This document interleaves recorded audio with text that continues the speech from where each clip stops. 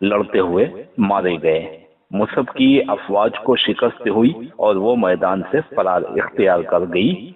अब इराक अब्दुल मलिक के कब्जे में था। मुहासरा मक्का। इब्ने जुबैर का इक़्तिदार पहले ही रूबा जवाल था, लेकिन मुसब बिन जुबैर के कत्ल ने अब्दुल मलिक और इब्ने जुबैर के दरमियान सियासी कशमकश और रस्साकशी का हतमी फैसला कर दिया। इराक के हाथों से निकल जाने के बाद इब्ने जुबैर की सियासी और फौजी कुव्वत बहुत ज्यादा कमजोर हो चुकी थी, लिहाजा इन हालात में अब्दुल मलिक के लिए जुबैरी इक़्तिदार पर ज़रबेकारी लगाना आसान था। चुनाचा हज्जाज बिन यूसुफ को इब्ने जुबैर के खिलाफ मुहिम का इंचार्ज बनाकर रवाना किया गया। हज्जाज 695 ईस्वी में मक्का का मुहासरा करके शहर पर संगबारी शुरू कर दी। हुदूद हरम भी उससे महफूज न रह सके और खाने काबा की इमारत को भी खासा नुकसान पहुंचा। मुहासरा तवील मुद्दत तक जारी रहा, जिसकी वजह से अहले मक्का को दुश्वारियों का सामना करना पड़ा। मुहासरा इस कदर शदीद था कि कोई चीज बाहर से अंदर न जा सकती थी। अशियाए खुर्दोनोश की किल्लत पैदा हो चुकी थी। आम आबादी कहत और भूख का शिकार थी, लेकिन ये मसाइब इब्ने जुबैर के पाया इस्तिक़लाल में कोई लफ्जिश पैदा न कर सके। महसूरैन इन साबतों को आखिर कब तक बर्दाश्त कर सकते थे। आहिस्ता आहिस्ता इब्ने जुबैर का साथ छोड़ना शुरू कर दिया। अब्दुल्ला इब्ने जुबैर की शहादत। ये मुहासरा तकरीबन 7 माह जारी रहा। दोनों अफवाज ने हज के दौरान तवाफ वगैरह के लिए जंग रोक दी।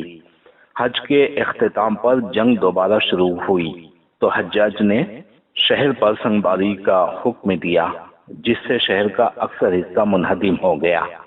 जब मुकाबला जारी रखने की कोई सूरत बाकी न रही तो आप मशवरा की गर्ज से अपनी वालिदा हजरत अस्मा के पास गए और अर्ज किया, अब जबकि मेरे बेटे भी मेरा साथ छोड़ गए हैं और जो चंद बाकी रह गए उनमें भी लड़ने की ताब नहीं रही, हमारा दुश्मन हमारे साथ कोई रियायत करने को तैयार नहीं है। ऐसी हालत में आपका क्या इरशाद है? हजरत अस्मा, जो हजरत सिद्दीक़ अकबर की बेटी थी, उन्होंने जवाब दिया, बेटा तुमको अपनी हालत का अंदाजा खुद होगा। अगर तुम हक पर हो और हक के लिए लड़ते रहे हो तो अब भयास के लिए लड़ो, क्योंकि तुम्हारे बहुत से साथियों ने इसके लिए जान दी है, और अगर दुनिया तलबी के लिए लड़ते थे तो तुमसे बुरा कौन अल्लाह का बंदा होगा।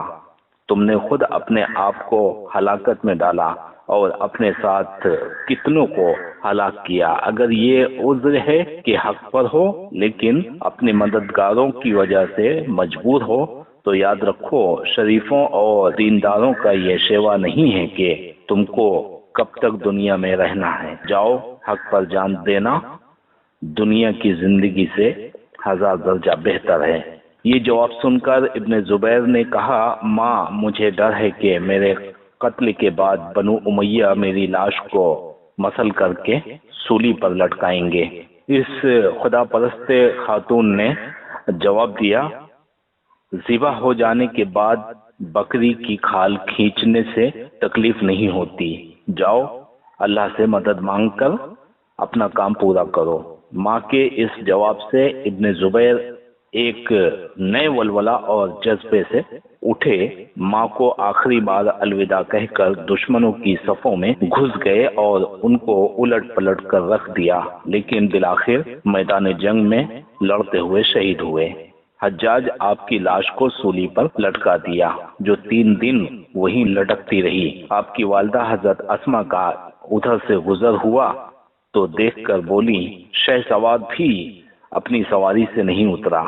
हज्जाज बिन यूसुफ और उसकी फौज ने शहर फतह करके काबा पर मिंजनीकों से पत्थर बरसाए और फिर आग लगा दी, जिससे काबा की दीवारें शक हो गईं और हजर अस्वद के 3 टुकड़े हो गए। लोग काबा की दीवारों के टुकड़े और हजर अस्वद के टुकड़े उठाकर ले गए, जिन्हें बाद में मंगवा कर काबा को दोबारा तामीर किया गया।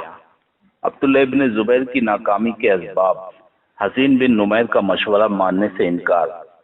یزید کی موت کی خبر پا کر شامی فوج کے سربراہ حسین بن نمیر نے مکہ کا محاصرہ اٹھا لیا اور عبداللہ بن زبیر کو بیعت کی پیشکش کی، لیکن ابن زبیر نے اس پیشکش کو مسترد کر دیا اور شامیوں سے حجازیوں کے قتل کا انتقام لینے کا اعلان کر کے شامیوں میں اپنے خلاف شدید رد عمل پیدا کر دیا۔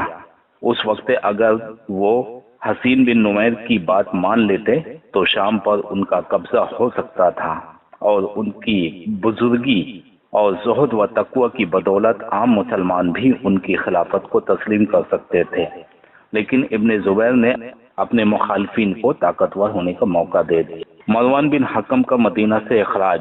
یزید کی موت کے بعد مروان بن حکم مدینہ میں تھا اور عبداللہ بن زبیر کی بیعت کرنے کو تیار تھا، لیکن حضرت ابن زبیر کو بنو امیہ سے سخت نفرت تھی۔ انہوں نے اس سے بیعت لینے کی بجائے اسے مدینہ سے نکال دیا۔ اس نے دمشق میں پہنچ کر اقتدار پر قبضہ کر لیا اور اس کے بیٹے عبد الملک نے ابن زبیر کی حکومت کو ختم کر ڈالا۔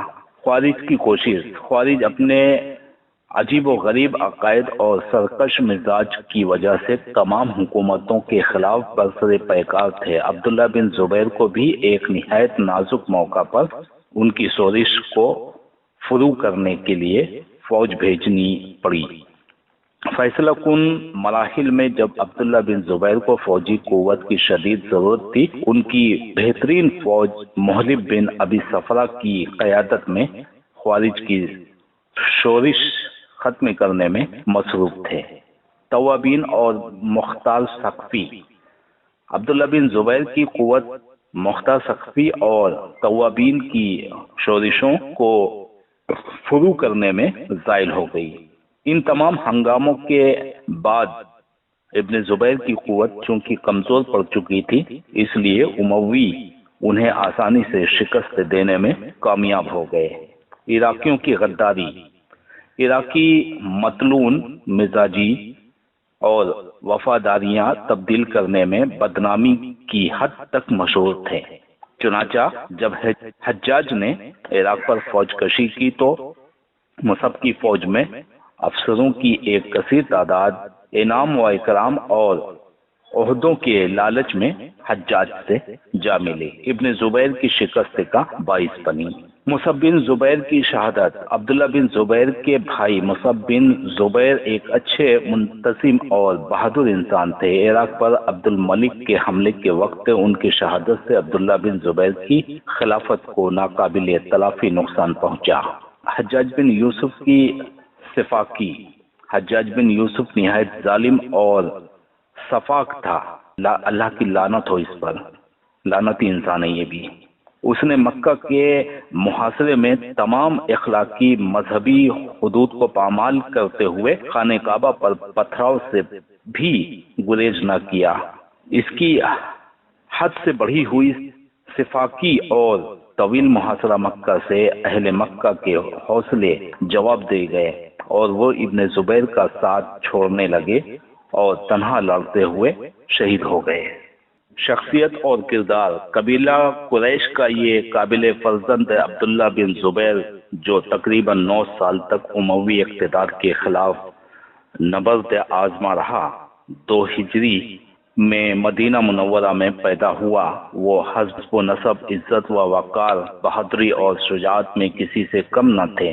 صغیر سنی میں چھوٹے پن میں ہی کئی مہمات میں شامل ہو کر اپنی علمی زندگی کا آغاز کر چکے تھے۔ صرف 14 برس کی عمر میں اپنے باپ کے ساتھ جنگ یرموک میں موجود تھے۔ 3 برس بعد عمرو بن عاص فاتح مصر کے لشکر میں تھے۔ آپ نے اپنے باپ کے ساتھ کئی ایک مہمات میں شرکت کی۔ افریقہ کی فتوحات کے ضمن میں بھی آپ نے قابل قدر خدمات سر انجام دی۔ شہادت عثمان کے وقت آپ ان کے زبردست ہم نواؤں میں سے تھے اور جنگ جمل میں اپنی خالہ حضرت عائشہ رضی اللہ عنہا کی کمان میں بہادری اور شجاعت کے بے مثال جوہر دکھائے۔ حق کی راہ میں آپ ایک نڈر اور بے باک سپاہی تھے۔ آپ نے حضرت حسین رضی اللہ عنہ کی شہادت تک خلافت کے حصول کی کبھی تمنا نہ کی۔ یزید کی نامزدگی کے آپ شدید مخالف تھے۔ آپ کا شمار چونکہ اکابرین عرب میں ہوتا تھا، اس لیے یزید کی موت کے بعد عوام اور خواص نے آپ کو خلیفہ تسلیم کر لیا۔ 9 سال کے مختصر عرصے میں چونکہ آپ کا اکثر وقت جنگ و جدل اور بغاوتوں کے فروغ کرنے میں گزرا، اس لیے آپ نظام حکومت کی طرف کما حق کا توجہ نہ دے سکے، لیکن پھر بھی رفاہ عامہ کے کاموں سے بے اعتنائی نہ کی۔ کعبہ کی تعمیر کا کام بھی آپ ہی نے شروع کیا تھا۔ آپ کا زمانہ و تقوی مثالی تھا۔ عوام و خواص میں آپ اپنے بلند اخلاق اور زہد و تقوی شہادت کی بنا پر مقبول تھے۔ علم و ادب سے بھی اللہ نے بہرہور کر رکھا تھا، چنانچہ آپ ایک اعلیٰ درجے کے شاعر بھی تھے۔ ان کی سب سے بڑی خصوصیت جذبہ جہاد، بہادری اور شجاعت تھی۔ وہ ایک نڈر سپاہی تھے۔ آپ کی شہادت کے ساتھ مملکت اسلامیہ سے ایک ایسی شخصیت اٹھ گئی جو سنت نبوی کے علم بردار اور خلفائے راشدین کے دور کی عملی تصویر تھے۔ اس کے بعد حجاز دنیا اسلام کا سیاسی مرکز نہ رہا۔ شمع رسالت کے اس آخری پروانے کی شہادت کے ساتھ خلافت علی منہاج النبوہ کا آفتاب غروب ہو گیا۔